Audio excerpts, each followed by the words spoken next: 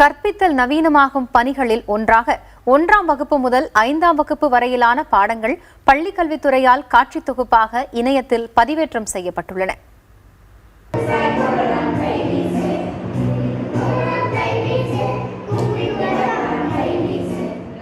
எனக்கு phonetic sounds அதெல்லாம் miss நடத்துறதை விட இந்த ஆடியோ வீடியோ இருக்கிறனால ரொம்ப புரிஞ்சுக்கிறேன். அப்புறமேட்டு இப்போ புலன் உறுப்புகள்லாம் எப்படி இருக்குது அதையும் இது பார்த்து தான் புரிஞ்சுக்கிறேன். இங்கிலீஷ் ரைம்ஸ், தமிழ் ரைம்ஸ் எல்லாருமே இதை பார்த்து தான் புரிஞ்சுக்கிறேன். அதனால் இது ரொம்ப யூஸ்ஃபுல்லாக இருக்குது. நாங்கள் ஸ்மார்ட் கிளாஸில் பொனட்டிக் ரைம்ஸ் எல்லாம் நாங்கள் கற்றுக்கிட்டோம். எழுத்தோட உச்சரிப்பெல்லாம் நாங்கள் கற்றுக்கிட்டோம். நல்லா அதுக்கு எங்களுக்கு வாழ்க்கையில் யூஸ்ஃபுல்லாக இருக்குது. தமிழ் ரைம்ஸ், இங்கிலீஷ் ரைம்ஸ் எல்லாம் இங்கே எழுதுறதுக்கு பரீட்சையில் எழுதுறதுக்கு ரொம்ப யூஸ்ஃபுல்லாக இருக்குது. யூடியூபில் தாயென பாடுவது என பதிவிட்டால் பள்ளிக்கல்வித்துறையால் பதிவேற்றப்பட்ட 21 காட்சி தொகுப்புகளை காணலாம்.